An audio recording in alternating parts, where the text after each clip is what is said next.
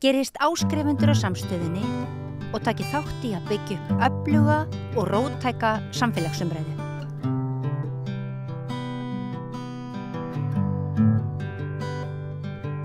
Komið sæl og verið velkomin að Rauðaborðinu, ég Oddný Eir og til mín komin góður gestur, það Sóley Dröfn Davíðsdóttir, yfir sálfræðingur hjá kvíðameðferðarstöðinni og ég baði að koma til okkar til þess að svona kannski minna okkur aðeins á þessar sálrænu áskoranir sem að allavega mörg finna fyrir þegar svona sólin hæst á lofti og allir ætti að vera glaðir. En þá ekki alveg allir glaðir og getur verið svolítið álag að fara í sumarfrí, finnst sumum, getur þú aðeins, er þetta vitleysa hjá mér eða? Nei, alls ekki. Ég held að það sé heilmikið álag sem að felst í því, til dæmis á sumin þá dettur rútína niður, bæði hjá börnum og foreldrum,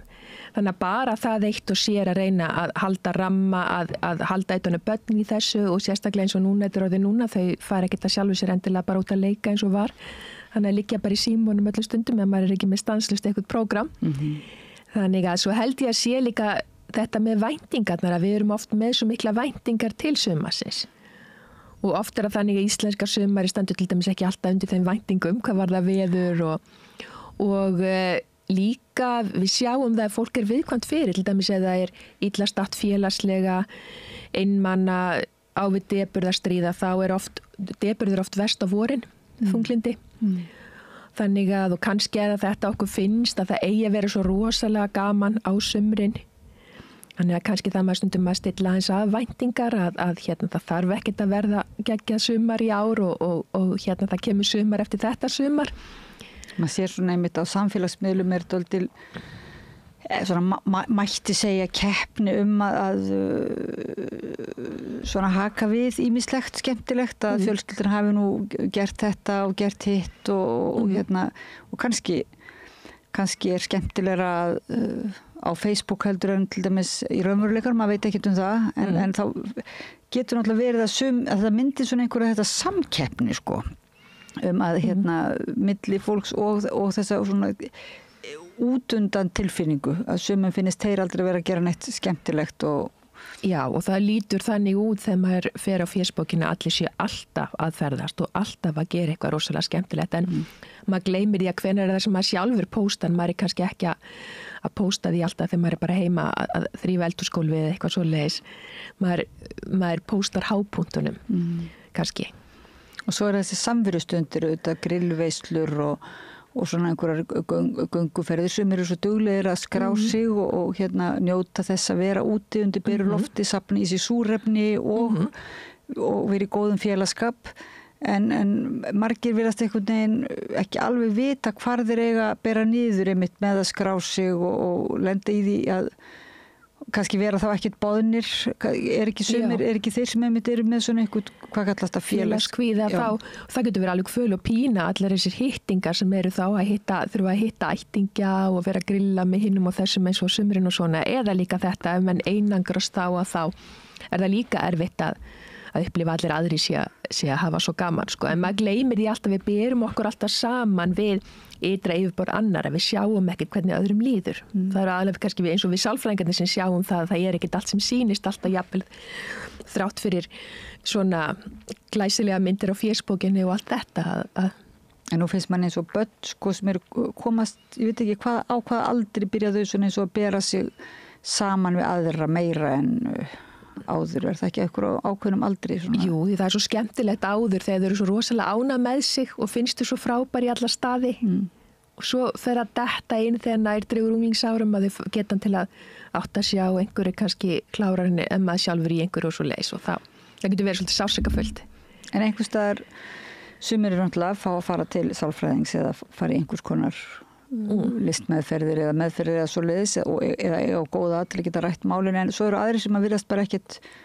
vinna úr þessum tilfinningum sko í samanburðinum og eru bara, það eru ansi margir svona fullorðnir finnst manni sem eru í sem sagt svona tilfinningalegu ójafnvægi vegna þess hvað aðrir eru að gera það gott á Facebook eða þannig. Já, og mér finnst svolítið skemmtileg pæling að ég tók tímabila sem ég las mikið buddhisma og svona og þar Það vilja þið meina sko að það sé en helsta ógæf okkar sé get okkar til þess að bera okkur saman. Og í búddismanu ganga ég svo langt að segja að það ekkert sjálf aðri, þú ert bara hluta þínu umhverfi. Þannig að ef það ekkert ég versus aðri þá get ég heldur ekkert verið vittlausari eða klára en hver annar og svo framvegis og það er mjög svolítið skemmtileg pæling. En það þessi eilífi samanburður sem að gerir okkur erfitt fyrir. Og svo kannski líka að það var bara erfitt að nálgast aðra ef maður er dapur eða mjög kvíðinn, til dæmis félagskvíðinn eitthvað svoleiðis. Þannig að það er ekkert auðvelt að breyta þeirri stöðu síns liðs sko. Nei, en er eitthvað hægt að gera segjum sem svo að einhver sé mitt hafi ekki kannski fengið viðunandi hjálp eða svoleiðis aðstoð og sé kannski ekkert eitthvað á alvarlegum stað en finnur samt þessa spennu magnast einmitt á að fara í grillveisluna eða ekki eða getur þú eitthvað ráðlagt svona? Sko almennt séð þá náttúrulega vilja yfirleitt hvetja fólk til þess að skora kvíðan svolítið á hólm. Af því hann náði alltaf til að magnast því meira sem látum eftir honum því verri verður hann. Þannig ég er stundum að reyna að líta á þessum áskoruna kvíði ég það einhverju. Þú veist, hvernig get ég litið svolítið farið í svona svolítið gullgrafaleita að allt sem vekur kvíða hjá mér að það sé svolítið gull sem ég ætla að ná sko. Þannig að í raun og veru er besta ráði svolítið að sæki það sem að vekur kvíða sem oftast og hafa sem styst á milli til þess að smá saman verði kvíðin minni. Fara svolítið all-in en auðvitað getur fólk þurft aðstóðstundum ef það er mikið að maður stekkur ekkert út í djúpulaugina kannski alveg alltaf sjálfur en svona frekar færi sér upp á skafti gera eitthvað eitt á dag sem að ég kvíði til dæmis. Þetta er svona sumarleikurinn í ár getur verið, maður veit ekki alveg hver allar að kosta þann leik. Já, akkurat þetta, þú veist, er ég að forðast kóngulær, er ég hrædd við kóngulær, það væri kannski tækifæri til þess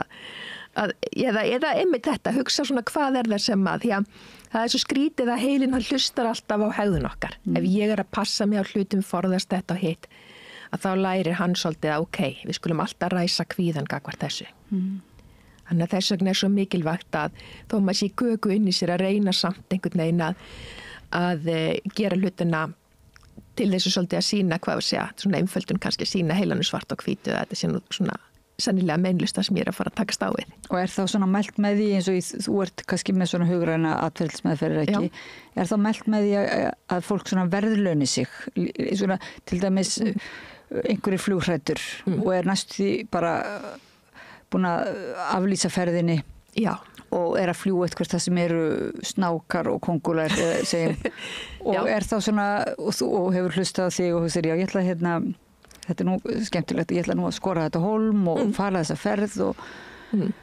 svo lítur það náttúrulega taka á samt að gangi gegnum óttan og kvíðan í hérna og ef það sérstaklega er ekki svona hristingur vil, ég veit ekki og svo koma þarna út í móa eða bara fara í einhverju stutta nestisferð á Íslandi og kóngulærnar og þar og lúsmíð, margir konum með kvíða fyrir lúsmíð held ég en og svo ef að menn fara það er það þá mælt með því að fólk svona fái sér ekstra Prins Pólo eða eitthvað svona til þess að er það inn í aðferðinni? Það getur verið það þarf ekki að vera, oft er það nú bara umbyrni sjálfur sér að sigrast á einhverju sem að maður hefur svona verið hræddur við þannig að það er sjálfur sér bara en það getur alveg, það spillir ekki fyrir, maður getur jafnvel sami við sína nánustu líka umbyrna manni fyrir, maður tekst á við eitthvað. Já, og kannski að skrifa það niður, punta hjá sér og þá er náttúrulega fyrsta kannski að fólk horfist í augu við óttan er ekki og viðurkennan og svona geti kannski jafnvel rætt það á opinskáan hátt og verður þá treysta því að nánastu umhverju sé ekki með dómhörku eða... Já, af því við erum öll með þetta kvíðaviðbragð, annars værum við bara dauð sem að lætur okkur passa okkur á hættum og svona, en stundum fer það bara aðeins offari, það verður aðeins ofvirk kvíðaviðbragði og það þarf svolítið að svona ganga gegn því til þess að það verði minna sem að getur tekið á, en það getur líka verið svolítið skemmtilegt og við erum, eitt sem við sjáum fólk sem hefur tendist til kvíða, það hefur oft lítið óvissuþol. Þannig að það vil einhvern veginn reyna að draga úr óvissu sínu lífi með því að fara kannski alltaf sama staðin eða ferðast alltaf til sama lands eða gista alltaf sama gistiheimilinu. Að leika sér svolítið að fara út fyrir ramman. Það getur bara verið að panta eitthvað nýtt á veitingastað, setja öðrum stað, fara á nýjar slóðir. Að því oft einhvern veginn eins og við trúum, við erum svona kannski hræddum að eitthvað slæmt muni gerast og munum ekki ráða við það og þá er eiginlega dálítið gott að reyna frekar að sækja í pínu og þægilegar aðstæður og sjá bara og jafnvel það stundum gott ef eitthvað kemur upp á komast að því ég gat alveg redda því. Já, hótelherbyggi var ömulegt en við fórum það bara annað hótel eða svona, já. En þetta kvíði svona, flokkið þið kvíðan eftir sér eins og flokka frímerki eða þannig, þú flokkið þið kvíðan eftir því hvort það svona soldið eins og kannski á einhverju ró eins og þú ert að lýsa á eða ég veit ekki hvernig á að greina það, þetta vilja kannski frekar þá búa til öruggan ramma, ekki líka kvíði sem kemur ef að menn eru of hvatvísir eða fara fram úr sér og áráttu þráhyggju, getur eitthvað svona farið ofan í mismunandi kvíða? Já, sko við flokkum rauninni kvíða svolítið eftir hver kjarnáttin. Alveg eins og ef ég er með mikið áhyggjum á milli himins og jarðar, þá það oft ótti við að eitthvað slæmt muni gerast, ég muni ekki ráða við það. Ef ég er með félagskvíða, þá það ótti við að ég mun segja og gera eitthvað sem að þannig mér til minnkun að fólk mun dæma mig. Þannig að þessin erum við alltaf að spyrja hvað það sem þú óttast. Og það er ofta auðveldara að vinna með kvíða sem að maður veit hverju tengist, sko, heldur en svona, svo eru sumir náttúrulega með svona alltumfaðmandi kvíða alveg og við sjáum það líka að fólk með ADHD oft með kvíða vegna þess að það kannski allt í kaos og fólk kannski með raunveruleg vandamál sem það stendur frammi fyrir að, já, og eftir að skila skattaskýrslu kannski komið fram yfir þannig að fjárhagsvandræði, þannig að það ýmsar tegundir og það má kannski minnast á með sumar líka, það líka krefjandi tími að fara inn í sumar með börn sem hafa væntingar að alls konar sé gert og það samanburði við vinina og fólk hefur kannski ekki efna á að halda í við aðra hvað það varðar. Þá eru kannski foreldrar að spenna sig að reyna að splæsa á eitthvað flott og gera eitthvað sem að síðan kannski standi ekki undir eða hvað. Já. En hvað kvíða var og þá skiptur þetta máli að greina að þetta kvíðaröskun eða þetta kvíði sem tengist til dæmis ef kvíðin tengist einhverfu. Þá væri við kannski ekki að rugla alltaf í allri rútínu og fara út fyrir þægindaramma því að það verður kannski mikið fyrir fólk. Þá það kannski frekar að finna leiði til þess að fást við aðstæðnar, dragur áreitum og svona, þannig að það er svona svolítið öðruvísi nálgun. Þannig að skiptir svolítið máli að fólk sé meðvitað einmitt þannig að einhvers konar greining skiptir kannski svolítið máli til þess að mann viti hvað er best. Hverju fá þarna ráð að fara á nýtt hótel til dæmis? Hvers konar kvíði er það? Já, segjum sem er almenna kvíðaröskun. Hún er svona, það er fólk með svona áhyggjur öllum milli himins og jarðar og oft bara svona hversdagslegum hlutum, þú veist, ég á að mæta eitthvað viðtal og hvað ég finn ekki dyrnar, hvað ef ég rati ekki á staðinn, þá myndi fólk kannski keyra daginn áður, tékka hvert á ég að fara. Þú veist, þá er fólk þoli mjög illa svona nýjar og óvæntar og tvíraðar aðstæður og þá eru einir alltaf að draga úr óvissunni. En vandinn er að maður vill auka óvissu þolsitt, þá það akkurat að sækja óvissu og sjá bara hvað gerist og þú veist, keyra þá, fara á síðustu stund og sjá bara hvort manni tekst ekki að redda hlutur samt sem áður. Ok, en þeir sem eru með ADHD, þú þarft ekki að hvetja þá til að gera þetta? Nei, og þá það kannski meira, þetta koma meiri skipulægja hlutina og allt þetta. Þannig að það sé ekki kvíði yfir hlutum sem að raunverulega vandræðin sem maður hefur komið sér í. Já. Og stundur sér maður líka að fólk leitar kvíðameðferðar og svo þegar maður fer að spyrja til kvíðan þá bara ég get aldrei slakað á og þú veist ég einhvern veginn fer úr einu í annað og ég bara svo og þetta getur letið út þessu kvíðin, þá getur þetta líka verið ofvirkni en ekki kvíði. Þannig að maður það líka átt að sjá því að sumt svona líkamlega spenna eru líka með slaka á getur verið ofvirkni en ekki kvíði eða bæði. En áráttu þráhyggja, þú kom til mín einhvern tímann í vetur til að ræða þá voruð þið með átak. Og þá minnum ég að þú hefur sagt mér einmitt að kvíði sem tengist áráttu þráhyggju sé svolítið svona sérstakur. Já, sko við viljum kalla það kvíðaröskun þó svo að greiningakerfi geðlækna það sé búið að taka það út og það heyrir undir svona þráhyggju áráttu tengd vandamál eins og háreiti árátta og ýmislegt svona. En þetta er mjög mikil kvíðavandi því að fólk er skítrætt við að valda einhvers konar skaða. Það ofta það skaðið, þú veist, vera ábyrgu fyrir því að einhver slasist eða meiðist eða gera eitthvað á hlut annars. Þannig að þá fólk fær kannski einhverja svona þrálátar hugsanir eitthvað sem að maður mögulega hafi gert eitthvað, gæti gert eitthvað til að valda skaða og svo fara áratuna þá ég einhvern veginn að afstýra því að þessi skaði eigi sér staðar eða bara þannig að mann líði betur, þú veist, tékka hvort ég hafi læst út þegar hörðinni 3 svar eða Já, við ætlum að fara í langt ferðalag og kannski kvíði fyrir því að skilja eftir heimili sitt og hafa ekki læst því eða eitthvað svoleiðis, er það ekki? Þá einmitt ferðalög getur það bara svolítið est upp þennan Jú, og þá við tölum svona OCD ef fólk að fyrir allavega svona klukkutíma á dag í þetta sko, þannig að það verður kannski öll með eitthvað, það er kannski skynsamlegt og sumir til dæmis með ADHD þróa með sér svolítið OCD, DASS af OCD að þetta treyst ekki einn dómgreind, þetta treyst ekki að það hafi læst og hafa kannski oft lent í því að klúra einhverju, en svona reynt OCD, það þarf að taka upp allavega klukkutíma á dag í árattur eða eitthvað svoleiðis sem við tölum að það sé vandamál sko. Já, og þá náttúrulega kannski verður erfitt fyrir þá að þau að sko bóka hótelherbyggi fyrir kannski heila fjölskyldu, að því þá hugsaðu með sér kannski ef ég hefði bókað eitthvað annað það verður kannski skiptir sköpum hvernig fríi fer, hvort ég bóka rétt hótel er eitthvað svoleiðis líka. Já, og það OCD er svona, hvað var að segja, fólk það gengur oft svolítið út af það að passa ekkert slæmt gerist og vera ekki ábyrgur fyrir einhverju slæmi, þannig að stundum koma sem menn þá hjá ábyrgð, láta einhvern annan að bóka eða passa, gera allt sjálfur og margir við fara margtjekka til að fullvissis að það fari ekkert úrskeiðis. Maður hefur tekið eftir því svona síðustu sumur, eða kannski er það bara alltaf hjá ég veit ekki hvort það er líka eitthvað meira eftir 2007 eða ég veit ekki hverju það tengist, en maður svona heyrði meira af fólki sem að vildi einhvern veginn fá það besta út úr sumrinu. Það var þessi svona hugmyndum að þú veist, mér fannst það svona svolítið einhver neysluhugsun sko, þú veist, þú færð það best út úr sumrinu og þá verður, mér fannst þetta svo margir á svolítið að tauga að fylgjast með veðurspáni og fara örugglega á réttan stað á landinu og fylgjast með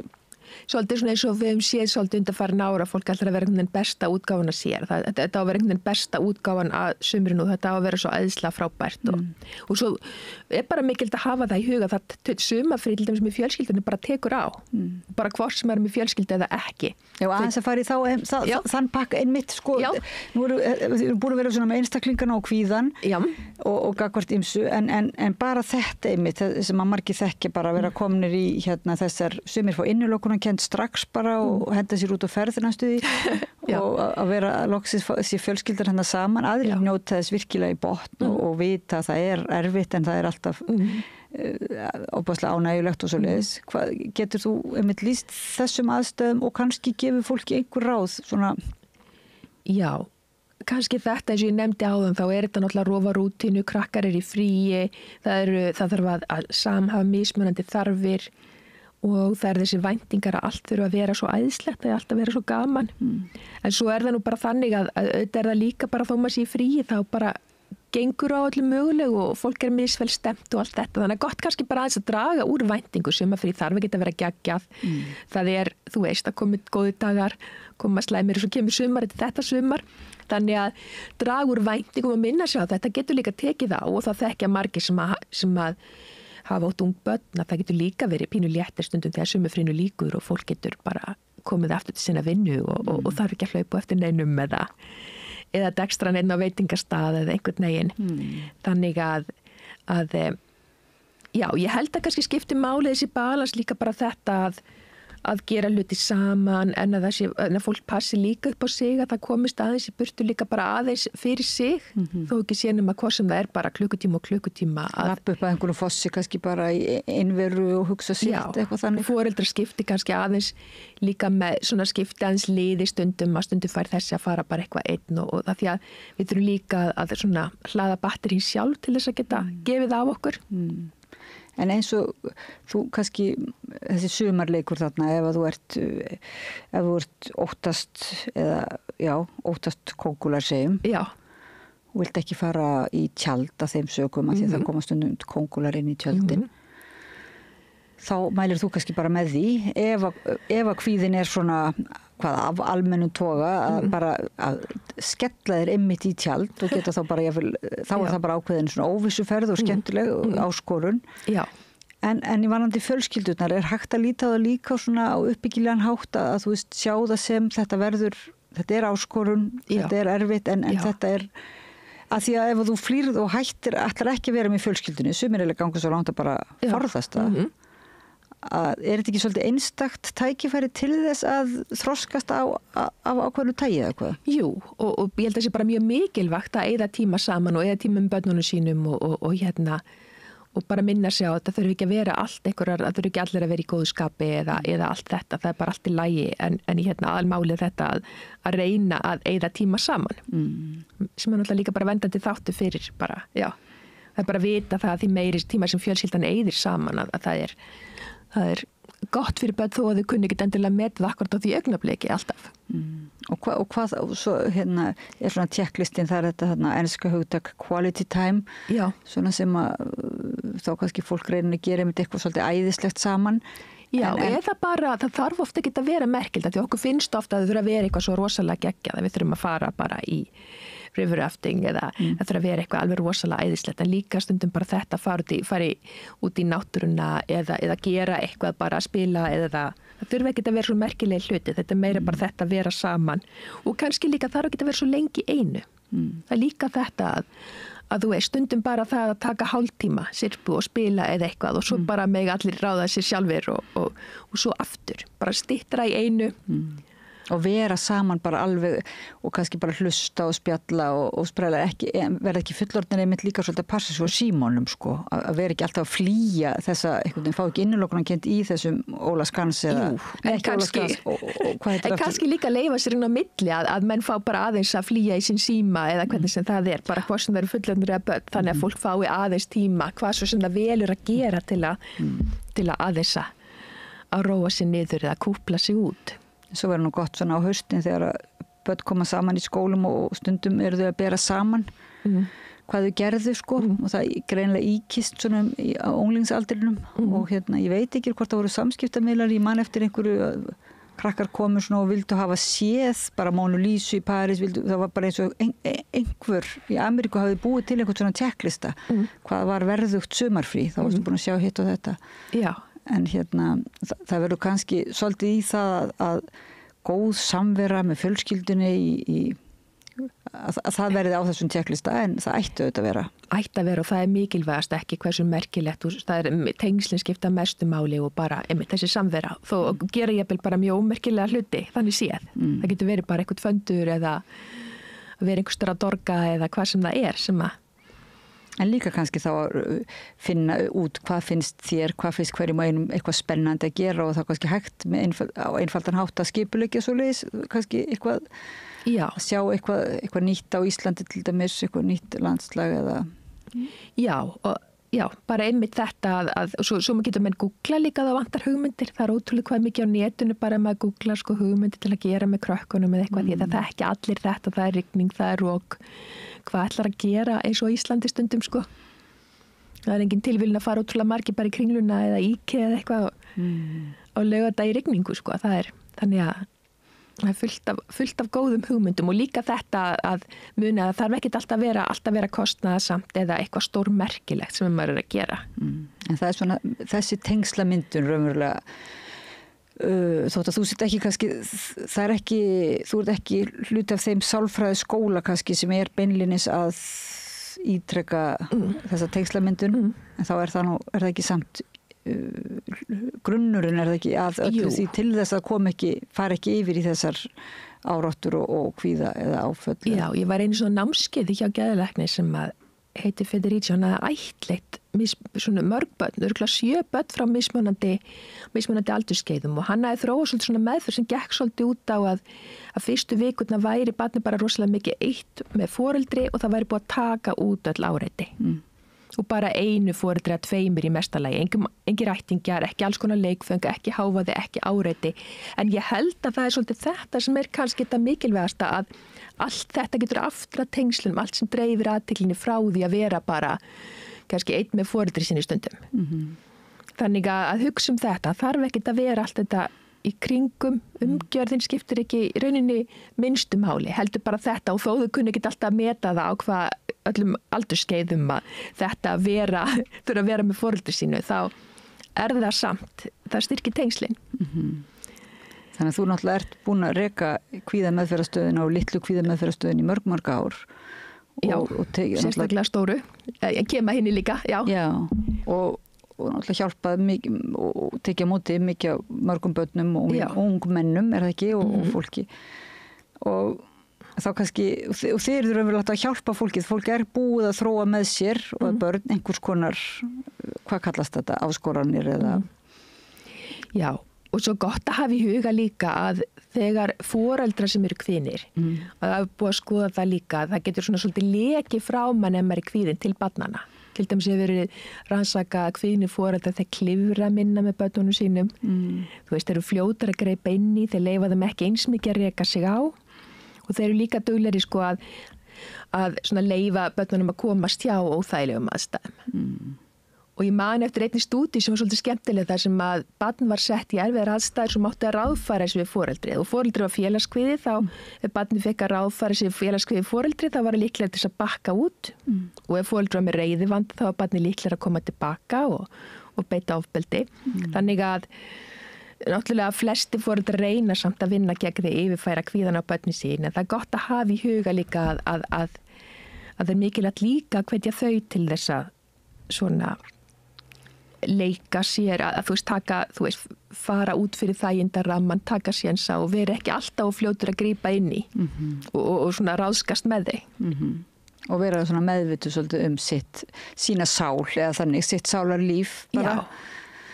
Í sumarfríinu. Já, og svo held ég þetta með skjátíman. Við mögulega getum náttúrulega eitthvað sporna við því. Ég veit að það er náttúrulega stöðu barátta hjá flestum okkar að reyna að draga úr því. Að hérna, og ég heyrði nú að vera einn svolítið skemmtilegu fyrirlessi sem að ég hlusta á daginn og hann sagði að þetta er nú ekkert svo flókið, það er bara hægt að fara niður í háskóla þar sem að menn að læra verkfræði eða eitthvað og bara ráða einhvern nema til þess að setja upp app þannig að maður getur slögt á netinu stundum og allt þetta sko. Það er alveg til lausnir ef maður ber sig eftir þeim. Það er nú ekki að meina samt að taka þetta alveg, þetta verður maður líka þetta að leyfa börnunum að vera í takt við tíman. En það er alltaf þessi mörk. En mér langaði mér svona að spyrja þig bara akkurat í undirlokin sko, að því ég veit að þú ert hérna líka, ég baði að koma líka bara sem hérna manneski og þér bara til listalagt og ert móðir sjálf sko. Þú tekur á móti fólki sem er með vandamál og þið eru að hjálpa fólki sko að greina bæði og að taka á vandanum og svoleiðis. En langar þið ekki, ertu ekki einmitt stundum að hugsa bara hvað er að þessu samfélagi, sko, sérðu ekki, þú veist að þetta eru raunverulega, hvað er það, sjúkdómseinkennin sem þið eruð að fást við. Sjúkdómurinn er einhvers staðar, annars staðar líklega, eða hvað. Og er heilin á þér ekkert byrjaðar að svona greina bara hvað er að í þessu samfélagi? Jú, með reglulegu millibili. Mjög reglulegu. Jú, og það er, ef við byrjum á því, þá held ég fyrsta lagi, þá sem að því ég hef búið víða og ég er að mörguleiti hrifnar að samfélagum sem kallast á mannfræði svona kollektivistik heldur en einstaklismiðið, að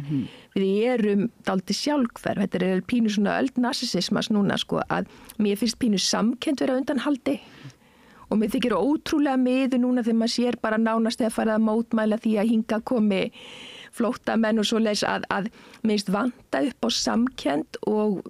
við erum í rosalega lokuðum hópum á Íslandi, við erum bara að hugsa okkur og kannski okkar nánasta. Þannig að við erum ekkert að teygja okkur út og jafnvel þeir sem að tjá sig frjálslega, þeir eru kannski ekkert sjálfur að hleypa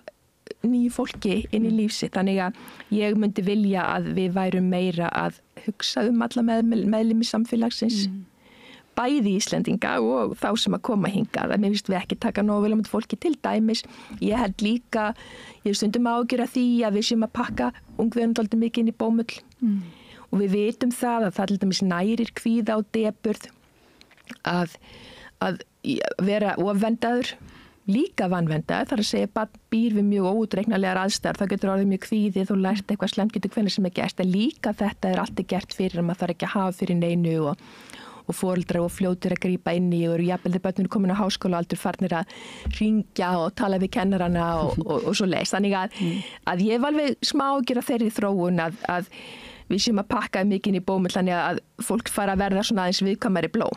En á móti kemur að margt líka betur en áður var. Það að segja að fólk beinilst drap sig bara úr vinnu og svoleiðis, þannig að yngri kynslóðin, það margt mjög flott jákvæð þróun, hún miklu meðvitað, hún getur sett mörk betur en við gátum. En hvað finnst þér svona, sumir segja, sumir mér ofboðið sko og kenna kannski jafnvel þér eða semst ykkur sálfræðingur að hvað unga fólki bara meðvita alltaf með nei því miður ég get ekki unni núna því ég er með þessa röskun eða ég er svo mikið svona og ég þarf að fara, ég er bara í börnáti og ég þarf að gera þetta. Já, svona... en þá myndi ég líka vilja segja það á kvíðameðferðarstöðinni erum við alltaf að kenna fólki að það næri kvíðana forðasluti og það næri líka depurð að forðast það sem ég áður gerði sem að veitti mér ánægju. Þannig að við erum nú alltaf talsmenn þess að fólk takist á við hlutina, að fólk sé ekki bara endalaust að hvíla sig vissulega eftir alvarlega kulnun, þá tekur það tíma, fólk þarf að fara hægt að stað aftur. Já. En við erum ekki talsmenn þess að fólk sé mjög mikið að pakka sér inn í bómull. Við erum miklu meira frekar í því að pína fólk sko, eins og kvíðameðferðarstöðinni og spaðins upp kvíðan og sjá þetta er bara kvíð, það er allt í lagi, hann er ekki hættulegur og maður getur jafnvel gert hluti þó maður sé kvíðin eða dabur. En það er svolítið annað heldur en þessi íslenski svona dugnaður að segja bara ekki vera með auðmyggiskap og fara í vinnu ef þú ert alvarlega þetta er svona hárfínt munur. Já, og það er kannski þetta, við erum svona meira bara þetta og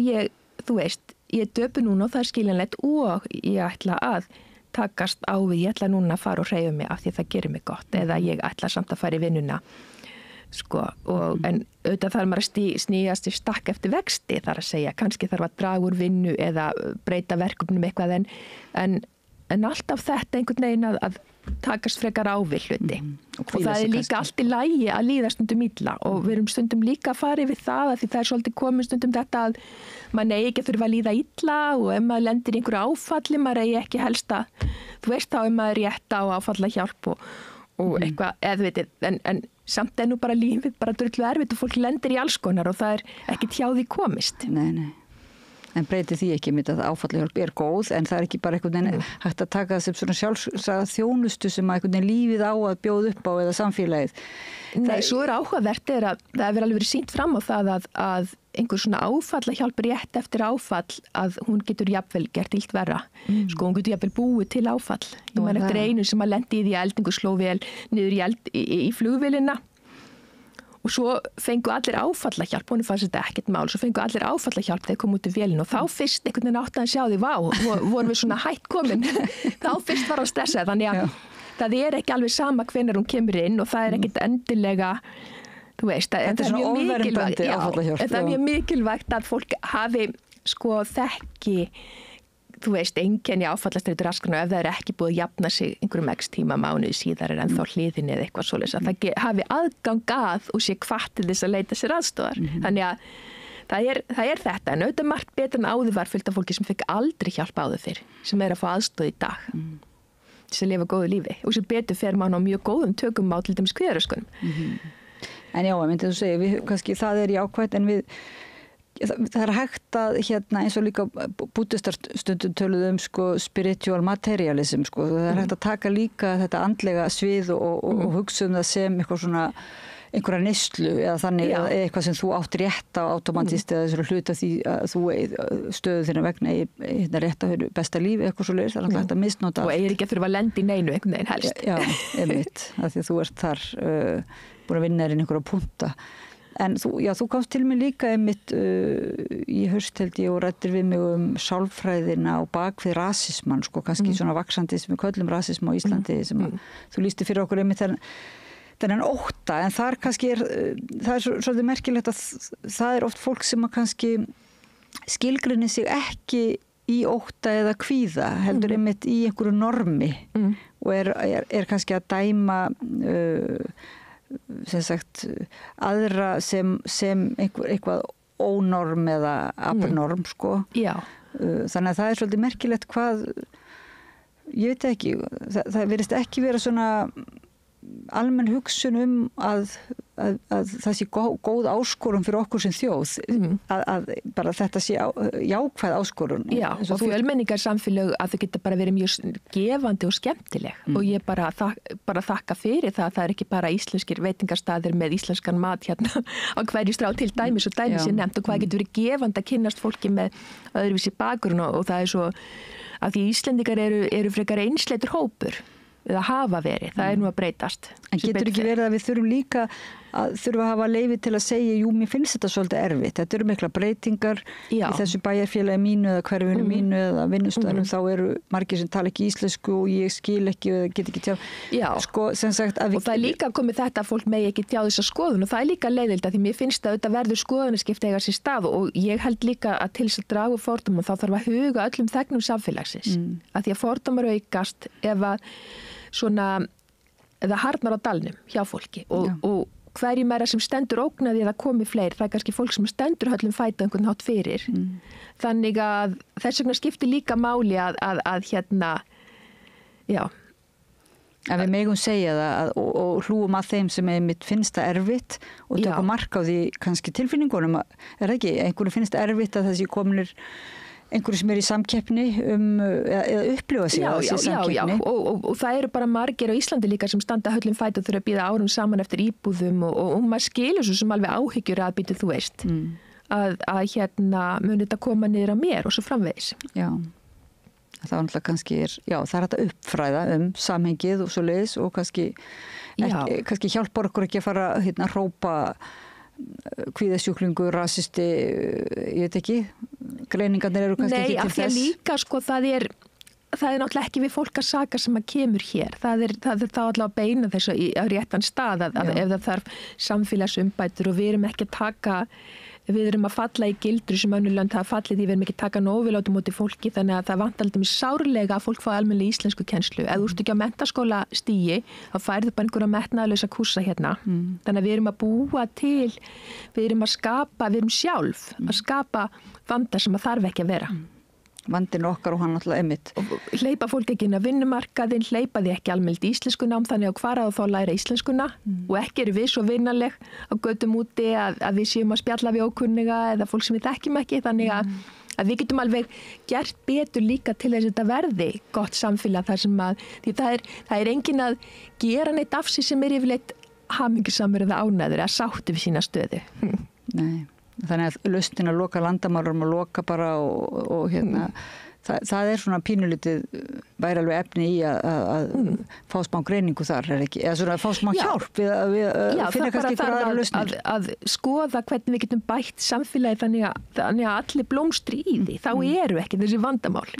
eða allavega lágmarki, þetta verður alltaf einhver vandamál en svona, það er kannski aðalega það að ef fólk næri að vera sátt við sitt og lifa góðu lífi og til dæmis samfélagi sem er mikill ójöfnuður, það verður miklu meiri aggresjón og ofbeldi. Þannig að jöfnuður skiptir máli að þessi ekki ósanngirni að menn hafa jöfn tækifæri til þess að lifa góðu líf og þá verður minni aggresjón. Takk fyrir Sóley Dröfn yfirsálfræðingur hjá kvíða meðferðarstöðinni að fara líka yfir á þetta samfélagslega svið sko og takk fyrir góð ráð fyrir okkur mörg sem erum að fara í sumarfrí og margir eru í fríi, sumir eru búnir með sitt frí, sumir fá ekkert frí. Það er náttúrulega bara og það er allt í lagi, það koma fleiri tækifæri til þess að eiga góða daga. En allavega að reyna sitt besta að bara að njóta er það ekki? Hvaða lokaorð getur Jú, bara skoða svolítið hvað maður hefur haft ánægja við gegnum tíðin og það þarf ekkert að vera merkilegt, stundum er það bara að fá að setja einn og gluggi bóka eða eitthvað eða fara í símann sinni í smástund eða eitthvað. Svona, gömgefa hvað nærir mann, andlega og líkamlega. Já. Hjartans þakkir fyrir að koma og gefa okkur góð ráð. Takk fyrir mig. Og ég heiti Oddný og þakka ykkur fyrir samfylgdina. Laufey Líndal Ólafsdóttir var með okkur líka hérna á sembalnum á tökkunum og varpaði þessari tónlist þessari spjalli yfir til ykkar og við förum í smá fríminútum og komum aftur að ræða málin eftir smá stund. Takk. Samlokubrauð, maltbrauð, tékkneskt brauð, súrdeigsbrauð, brauð ársins, Bernhöfts bakari, íslenskt handverk síðan 1834.